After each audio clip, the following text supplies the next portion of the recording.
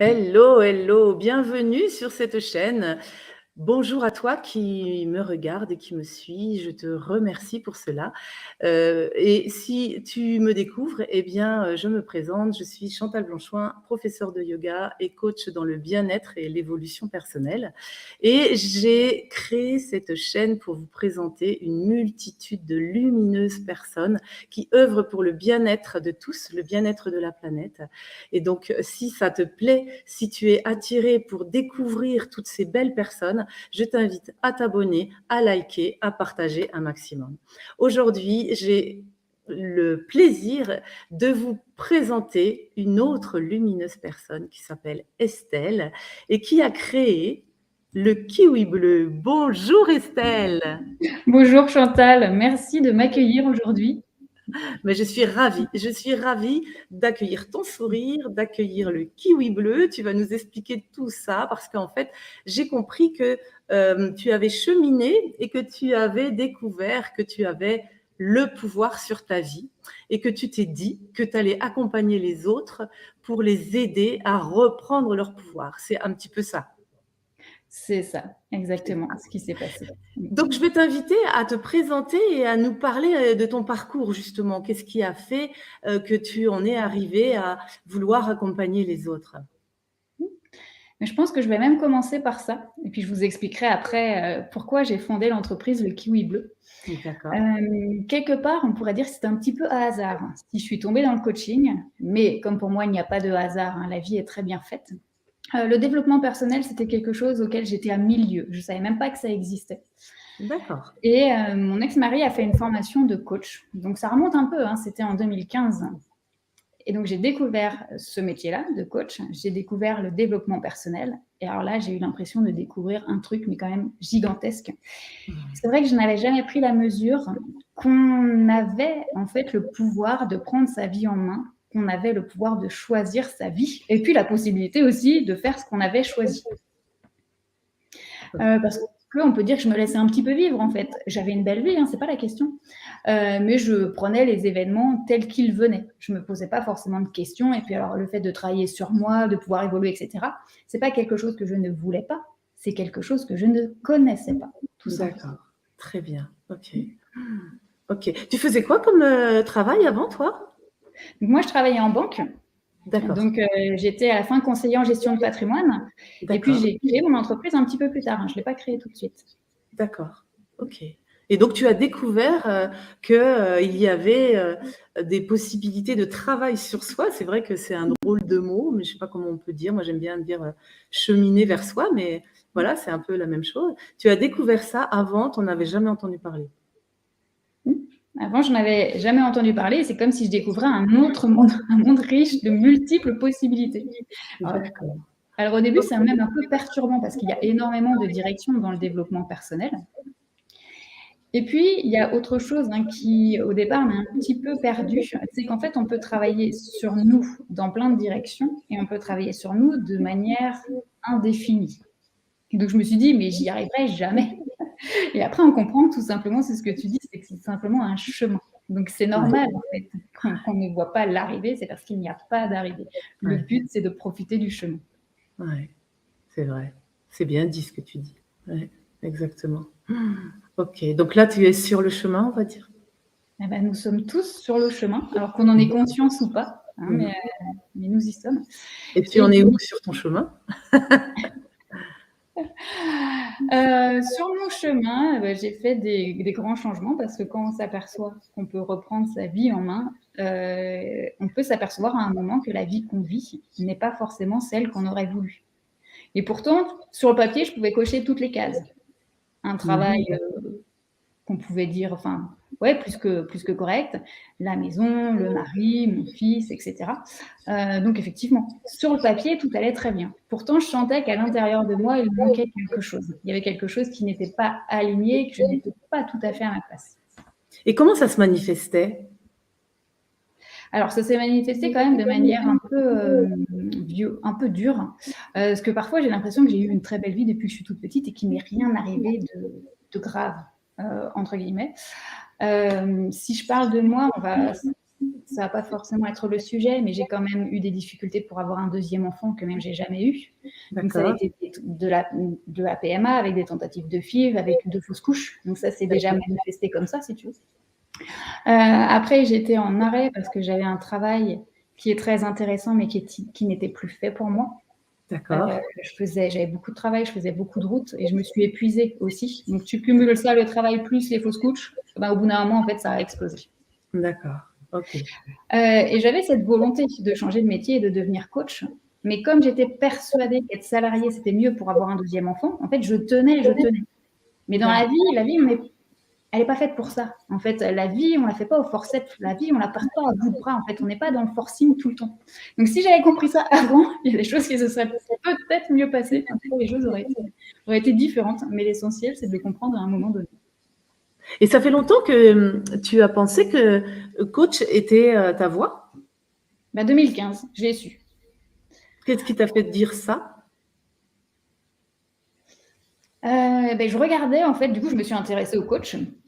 J'ai regardé énormément de vidéos, de conférences, lu de livres. Alors, dans le développement personnel, hein, chaque coach a sa couleur.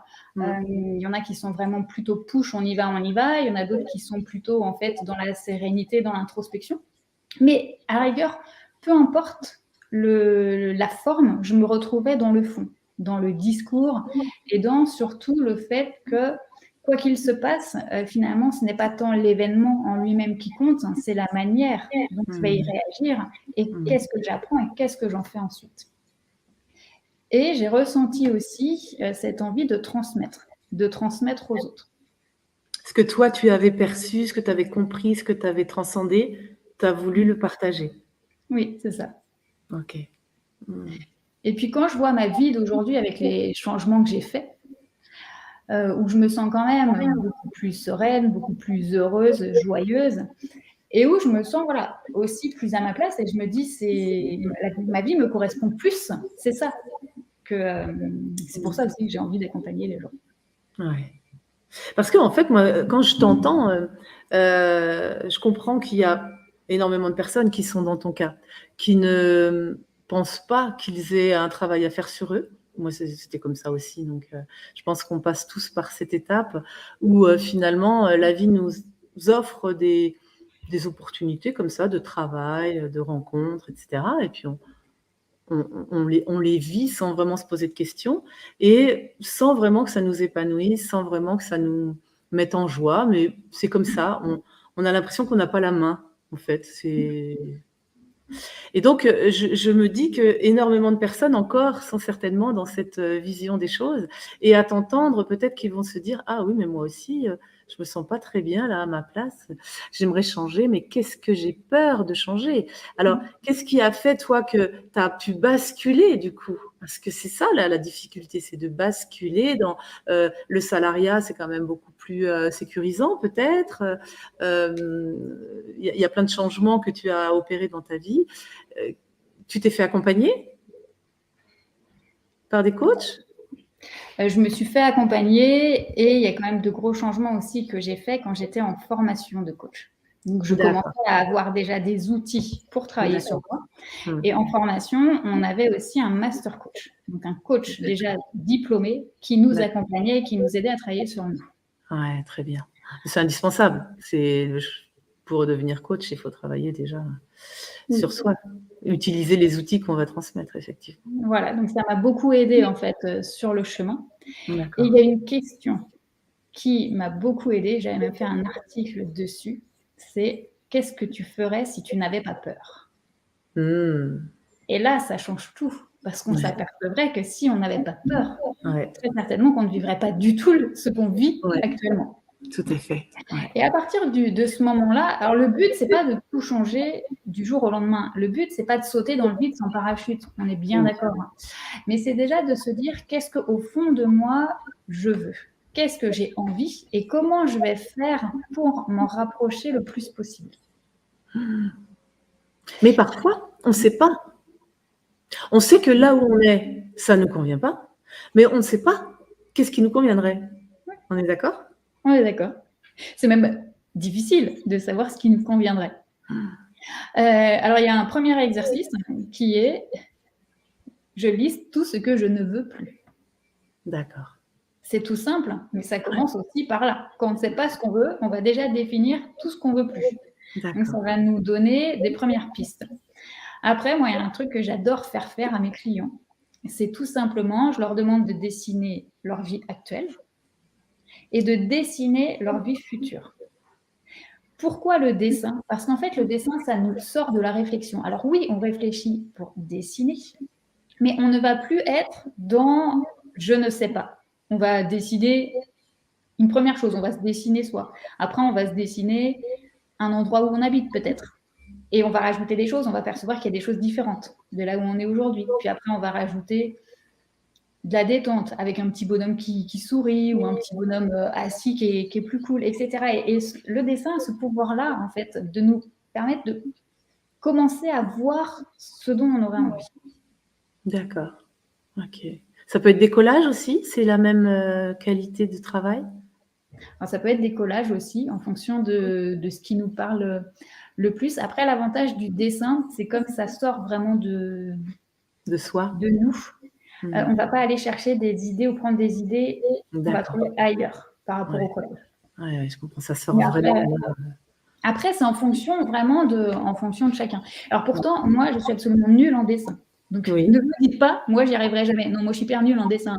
Moi, chez moi, c'est un petit rond, un bâton, 2 jambes, 2 bras, et ça, c'est moi. Et c'est OK. Et puis, quand il y a vraiment des choses importantes pour nous et qu'on n'arrive pas à dessiner, on note un mot, c'est OK. Ouais. Et toi, du coup, on va prendre ton histoire parce que je trouve que l'idée de cette interview, c'est que ça fasse écho chez les autres et que souvent, on attire les personnes qui ont un peu une histoire similaire. Et donc, du coup, toi, tu as tout de suite su que c'était une évidence d'être coach. Tu n'as pas vraiment cherché à te chercher? Ah si, j'ai cherché énormément quand même. Parce que mon mari, à l'époque, donc, venait de faire cette formation de coach. Et moi, je ne me voyais pas du tout lui dire toi, tu es coach. En plus, j'avais beaucoup de peur à ce moment-là, donc il ne s'est pas lancé, mais je pense que j'en suis aussi une partie responsable. Parce que moi qui se lance, en fait, qui quitte le salariat pour créer son entreprise, étant moi sa femme à ce moment-là, je ne l'envisageais pas du tout. D'accord. Donc, tu as mis des freins. Alors, je ne pense pas que je lui ai dit, mais je pense que ça transpirait, en fait, hein, de moi et que je n'ai pas du tout été aidante dans le fait qu'il puisse se lancer. D'accord. Parce que mon but, c'était pas de le freiner, mais je pense qu'inconsciemment, effectivement, j'ai quand même tout fait pour le ralentir. Et donc, même quelques années plus tard, je me voyais pas lui dire, alors au fait, il n'a jamais été coach, mais alors par contre, moi, j'aimerais bien le faire. Ah oui. Et puis, il y a toujours cette histoire que moi, j'ai essayé d'avoir un deuxième enfant. J'ai essayé pendant 5 ans, donc à partir de 2014, j'ai essayé d'avoir un deuxième enfant. Donc, je ne me suis pas lancée. Tout était en stand-by. Enfin, ça a été ça aussi un poids dans ma vie. C'est que j'attendais mon deuxième enfant pour commencer à faire quelque chose. D'accord. Et puis, j'ai travaillé avec une coach, justement, sur le métier que je voulais faire, avec la méthode de l'ikigai, une méthode japonaise. D'accord. Parce que je voulais explorer toutes les pistes. Et puis, alors, j'ai beau explorer toutes les pistes, tout m'a ramené au coaching. Donc, il y a un moment, en fait, il faut aussi voir ce qui est et se dire que oui, finalement, l'idée première que j'avais, c'est celle-là. D'accord, ok. Donc, tu te sens à ta place là aujourd'hui? Oui, aujourd'hui, je me sens à ma place. Et c'est vraiment quand j'ai pris pleinement ma vie en main, c'est-à-dire que j'avais quitté mon travail, que j'ai eu le courage de faire d'autres changements dans ma vie personnelle. Et à un moment donné, on aurait pu se dire que je me retrouvais sans rien. J'avais plus de travail, j'avais plus de mari, du coup, j'avais plus de maison. Parce que du coup, tu as divorcé entre les deux? Oui. Je me suis séparée pendant ma formation, en fait, de coach. D'accord. Parce que j'ai pris conscience qu'il y avait certaines choses, en fait, qui ne me convenaient pas, et peut-être depuis un certain temps déjà, mais que je n'avais pas pris la mesure. D'accord.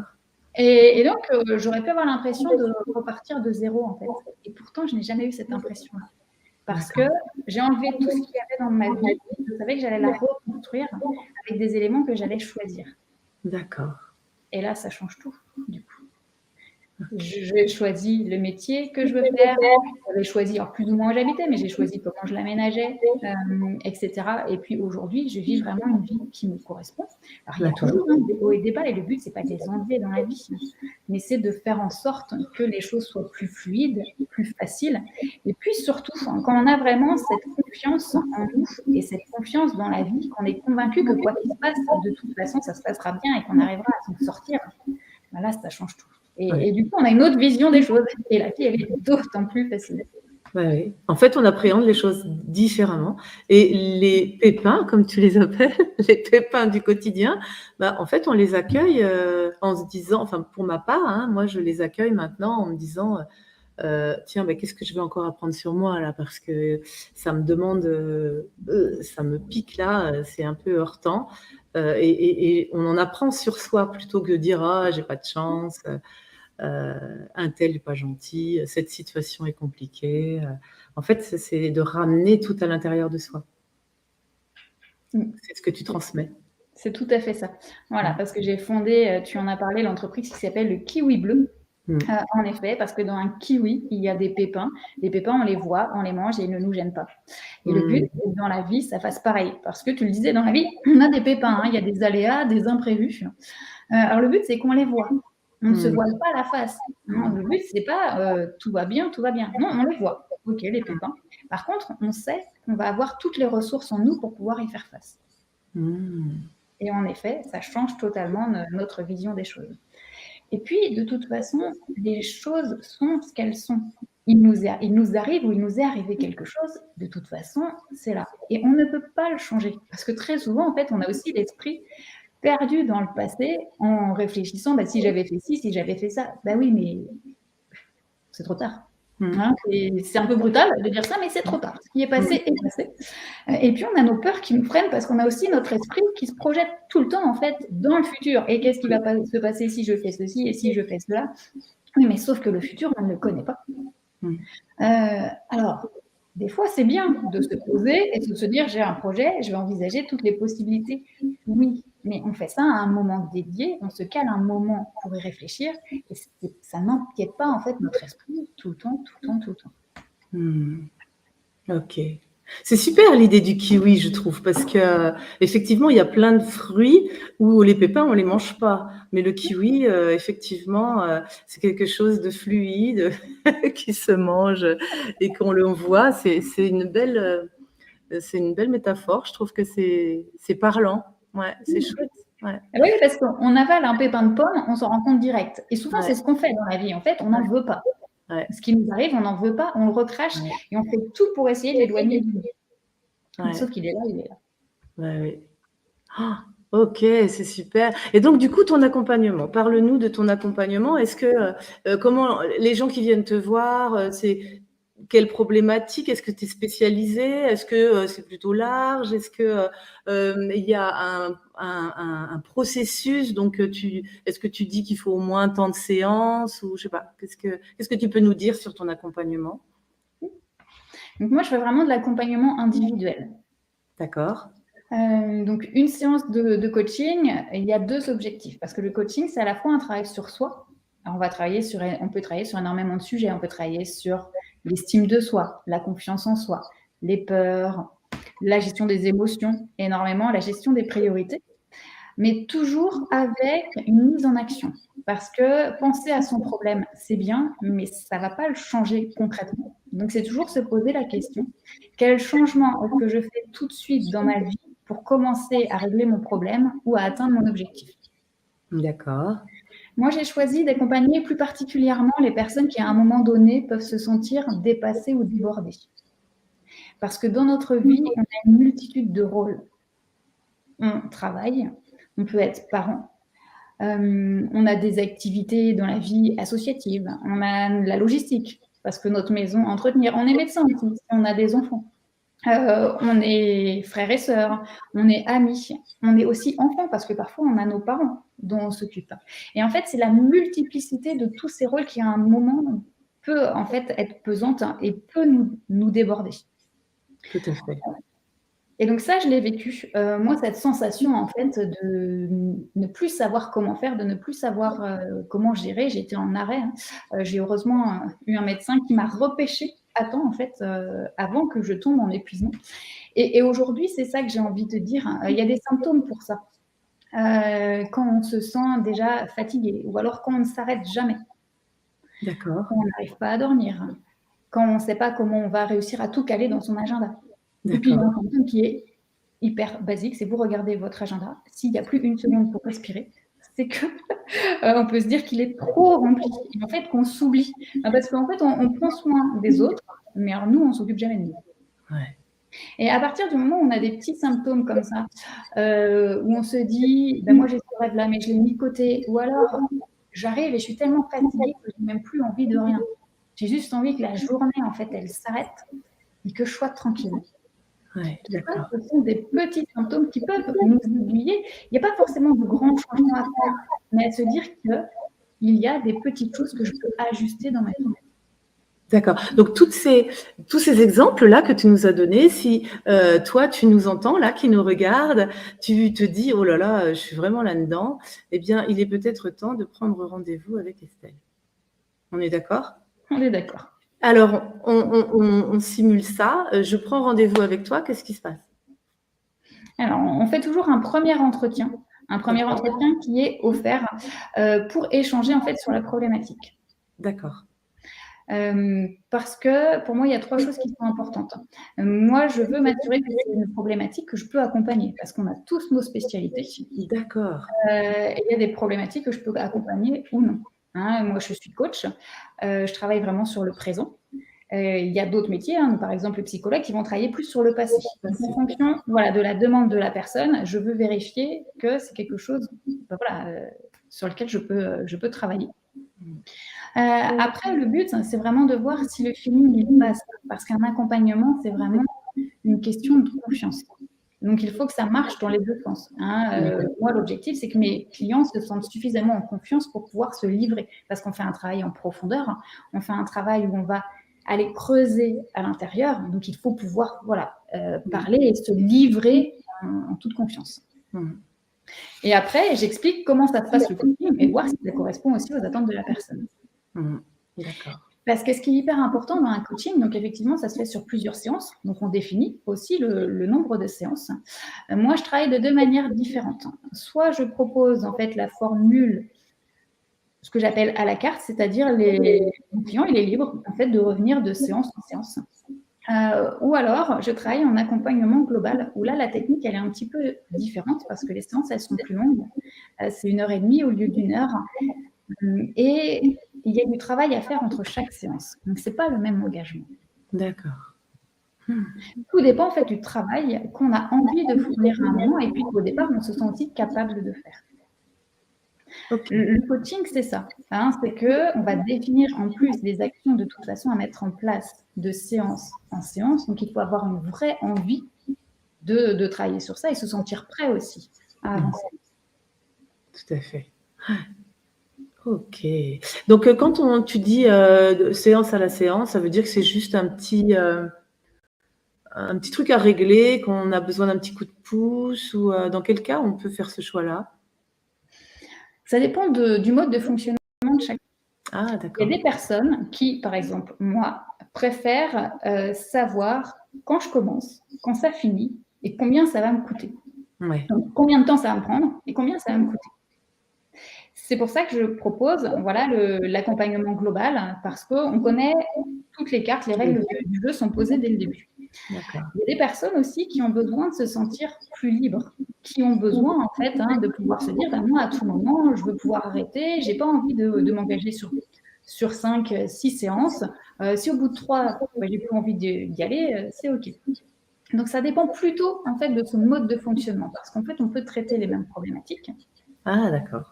Hein, des problématiques qui vont être plus légères, entre guillemets, ou alors j'accompagne aussi sur quelques séances des personnes pour prendre des décisions. Par exemple, je ne sais pas si je dois changer de travail ou j'ai une autre proposition de travail, je ne suis pas sûre que ça va me correspondre. Dans mon couple, ça ne va pas trop, mais est-ce que je prends la décision de me séparer ou pas? Hein, donc le but, c'est de sortir, en fait, je fais les avantages, les inconvénients, parce que ça nous aide pas, hein, vraiment à prendre une décision. Et donc ça, oui, ça peut se faire sur quelques séances, mais soit à la carte, soit quand même on définit le cadre au départ en fonction des besoins de chacun, du besoin de sécurité ou du besoin de liberté qui est présent en chacun. D'accord, ok. Bon, mais c'est chouette. Alors, du coup, c'est forcément qu'en présentiel. Tu fais à distance? Je fais énormément à distance. Ah, super, ça c'est intéressant parce que du coup, on peut te contacter de toute la France? Oui. Pourquoi j'ai choisi de faire à distance? Parce que je m'aperçois que quand on est en face à face, la visio, ça fonctionne très bien, hein. Ça fonctionne vraiment comme si on était en présentiel et surtout, quand on se sent déjà débordé, dépassé et qu'on est fatigué ou que notre agenda est chargé, et ben, on est bien content de ne pas avoir à reprendre sa voiture, faire la route, trouver une place de parking. Donc la visio, ça a quand même cet avantage-là. D'accord. Donc, tu fais aussi en présentiel ou pas du tout? Je fais aussi en présentiel, oui. Et du coup, tu habites où? Moi, j'habite à Andars, sur Loire-Othion. À Andars, donc c'est tout près d'Angers, hein, donc voilà, pour les gens du Maine-et-Loire, ça peut matcher. Sinon, en visio, c'est possible. C'est super. Est-ce que tu vois d'autres choses à dire, Estelle? Simplement qu'il y a une autre chose, hein, dont on n'a pas parlé, mais pour moi, tout est vraiment dans l'équilibre, en fait, dans sa vie et j'en parle parce que c'est vraiment la rentrée et la rentrée, c'est le moment où on passe de l'été, où on était un petit peu plus cool, où on était un petit peu plus détendu, à « ah ça y est, c'est septembre » et là, il y a tout qui reprend. L'école, le rythme, le travail où les objectifs reprennent et cetera et on pourrait avoir tendance, en fait, à en faire trop, à passer du ah ben, j'étais en mode repos à je passe au mode à fond. Alors oui, c'est normal qu'après s'être ressourcé, après s'être reposé, qu'on reparte dans l'action. Mais c'est important quand même de rester dans l'équilibre. Pas parce qu'on ne peut pas faire en fait un volte-face à 180 degrés tout le temps et c'est pas forcément bénéfique pour nous. Alors oui, on va se remettre dans l'action, mais en cherchant toujours l'équilibre. Comment est-ce que je fais ce qui est bon pour moi? Comment est-ce que je continue à me ressourcer même en étant dans l'action? Et comment je me préserve aussi un minimum pour moi et puis également pour mes proches? Parce que souvent, on s'oublie, on ne prend pas soin de soi, mais on oublie que pour pouvoir donner aux autres, on a déjà besoin d'être bien nous-mêmes. Et puis, je fais un petit message que c'est la rentrée, donc aux parents. Pour que nos enfants aillent bien, il faut que nous, en tant que parents, on aille bien. Donc, c'est hyper important de prendre soin de soi. Donc, c'est tout dans la vie est toujours une question d'équilibre. C'est où est-ce que je mets le curseur entre me ressourcer et être dans l'action parce qu'on a besoin des deux. Et puis, c'est pareil pour tout. Hein, dans la vie, donc, tout est toujours une question d'équilibre. Donc c'est ça le but aussi, et c'est en ça que j'accompagne mes clients, c'est aussi à ramener de l'équilibre dans leur vie. D'accord, c'est vrai. C'est vraiment un beau message. Tout est équilibre en fait, dans tous les domaines de notre vie. Merci Estelle. Bravo à toi. Merci à toi, Chantal. Ça m'a fait très plaisir de partager cette discussion avec toi. Ouais, c'est chouette. C'est toujours très, très intéressant de voir comment les gens ont évolué et comment ils appréhendent les choses. Et c'est vraiment avec beaucoup de douceur que tu nous as expliqué tout ça. Voilà, j'apprécie beaucoup. Je pense qu'il y a des personnes qui vont apprécier également ton énergie. Donc, j'en suis ravie d'avance. Merci beaucoup, Chantal. Merci à toi. Je te dis à très bientôt. À bientôt. Au revoir. Eh bien voilà, une nouvelle lumineuse personne comme vous avez pu le voir, comme tu as pu le voir, toi qui es devant moi là, qui écoute cette vidéo. Eh bien, si tu sens que c'est le moment pour toi de te faire aider, de te faire accompagner, ben, n'hésite pas à aller vers Estelle si son énergie t'a parlé. Et puis, si vraiment cette vidéo t'a plu, like, partage. Tu peux également me soutenir grâce à la cagnotte qui se situe sous la vidéo. Il y a tous les liens pour pouvoir joindre Estelle, hein, son site, sa page Facebook, son Insta, enfin tout ce que tu as besoin pour pouvoir la contacter. Et puis, tu as également la possibilité de me contacter si tu as un projet que tu veux faire connaître, si tu es également dans l'accompagnement des autres et que tu veux parler de ta méthode, et si tu as quelque chose à partager, peut-être même juste parler de ton cheminement, de ton évolution. Si ça me touche et si notre énergie est compatible, eh bien, je serais ravie de faire cette interview avec toi. Donc, n'hésite pas à me contacter. Je vous souhaite à tous une très belle rentrée et puis je vous dis à très très vite. Je vous souhaite le meilleur. Prenez soin de vous surtout. C'est le message qu'Estelle a voulu vous donner, mais je confirme, c'est la plus belle, le plus beau des cadeaux que vous pouvez vous faire. Prenez du temps pour vous. À très vite. Au revoir.